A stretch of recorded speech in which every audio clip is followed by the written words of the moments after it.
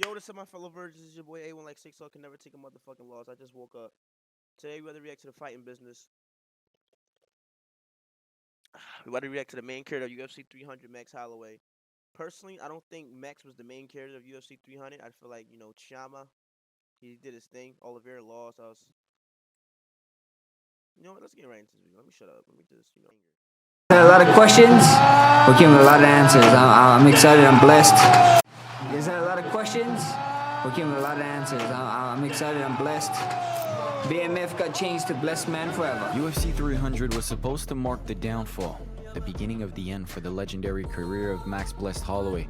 At one point, Holloway was expected to surpass Jose Aldo in accomplishments, but the untimely arrival of an absolute freak athlete left Holloway with little options at 145. The division above was not too kind for Holloway either, and he had some bad memories there. But UFC 300 demanded the presence of Holloway, and the former champion signed on the dotted line, and according to many, the death warrant of his career, because he was going to face Justin Gaethje, the BMF champion and the most violent guy in the company. Justin gonna knock him out. UFC 300 is in the books now, and in my opinion, we did see the beginning of the end for a legendary career, only that it wasn't Max Holloway's. 10 years into his UFC career, and one of the absolute best of our generation is still blessed, and far from done.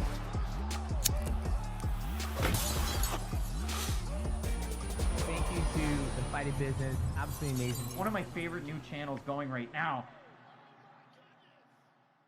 I would never make it on the audio. I would never make it there, man. It's okay. June 3rd of 2017, Max Holloway unified the featherweight world title when he defeated Jose Aldo at UFC 212 in his hometown of Rio. Holloway said he was going to do it. You gotta go see tomorrow night, baby. Where he at? Beat the legendary featherweight kingpin, and during his offensive spell and pressuring forward until he had broken Aldo, this was the start of another generation-defining title reign, because by beating Aldo in the way that he did, Holloway established that he had no equal at 145. Look at that. Look at that. Can you see? Wait. How's this? Ka-ching! But then again, you never know MMA. For a while, Max did seem dominant, drowning Aldo again, setting striking records, and even giving his opponent boxing lessons during the middle of a fight. By UFC 245, Max Holloway was seemingly unstoppable at featherweight, a puzzle no 145-pounder was capable of solving. But his opponent that night, Alexander Volkanovski, had everything worked out. Max is a great champion, but at the same time, man, I know I've said it, I'm the man for the job, and I really do believe that. And I get to show the world that in, 2 days? Max lost the title at UFC 245, and while he wasn't outclassed, he was handled and defeated convincingly. In the rematch, Max performed better, but Volkanovski barely edged a close decision. Hope was still alive for Holloway, as he had proven himself as Alexander's equal, and after 2 quick victories over other contenders, Holloway earned the trilogy bout at UFC 276. Bring the heat! I am the fucking heat, brother. You still got that? See, that was some movie shit. I am the heat, brother. I am the heat, brother. I am the heat, brother. And it did not go well for him. This time around, Volkanovski did outclass him and made Holloway look like another one of his victims at 145. Outmaneuvered, outpaced, and outstruck. Volk ended the chapter there, and it was the kind of beating that made you think, will he ever be the same again? Holloway's bloodied face suggested no. You don't get to see this very often. You don't get to see someone dominate someone who's so high on the pound-for-pound list. Again, a legendary chin that I wanted to crack, and it stays legendary again. So credit to him. Holloway was never going to share the octagon with Volk after a beating like that, and while he demonstrated that he was still elite in his next 2 wins over Arnold Allen and the Korean Zombie, the former champion was stuck in limbo, and the absence of the title on his shoulder probably burned him every waking second of his day. But what else could he do?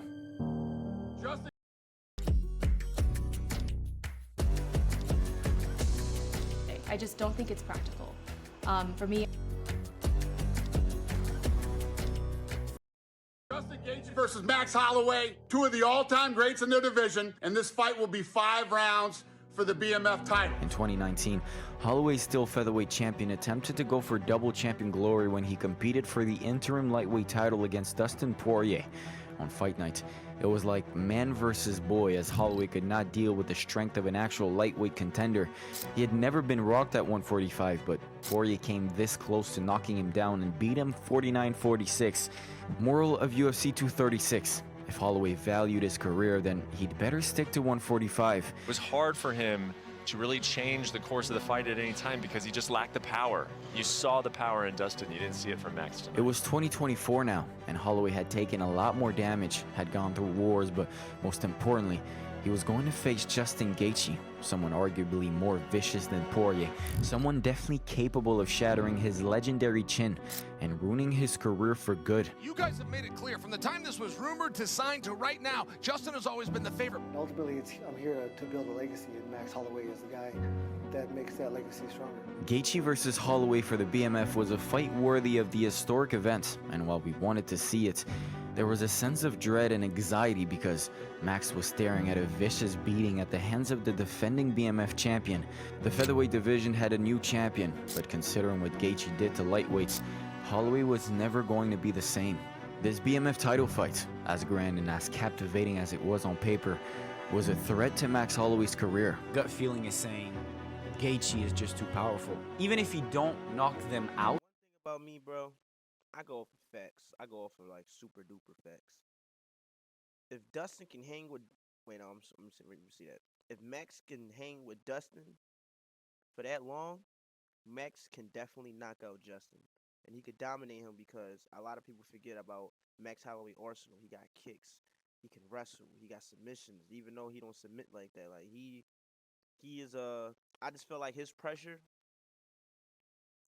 Justin Gaethje can't handle. I knew that before the fight. I feel like, you know, the way how Max fights and the way how he do his things is different from everybody else. It's like he keep punches. That's why in the middle of the fight you seen Gaethje just do this, because it's the pressure. It's too many of them punches. He don't just throw one punch, two punches, three combination. He throws unlimited. He just keep going. So it's just like, you know, Gaethje wasn't ready for that. He transforms people's faces with his power. His legacy. We've seen Max at 155 pounds before. I don't know that Max Holloway has the power to back off someone that is aggressive and moves forward the way that Justin Gaethje does. And his future. It's going to be mainly fisticuffs. There'll be enough kicks in there just to distract your opponent, but these guys are going to go out there like pugilists and bludgeon one another. In the people's main event, Holloway faced Gaethje, and while Holloway had bulked up properly this time, Gaethje still seemed bigger and stronger. The leg kicks and pressure started as soon as the bell rang, but at the end of the first round, it was Holloway who struck and drew first blood.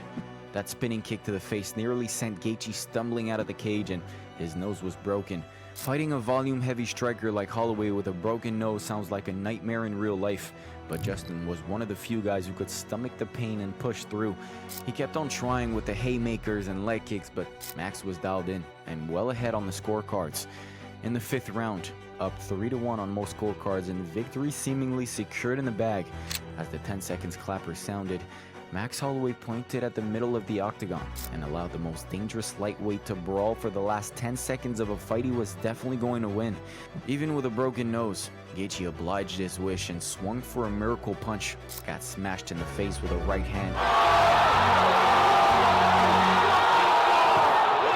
And for the first time in his career, was put out cold at 4 minutes and 59 seconds of the last fucking round.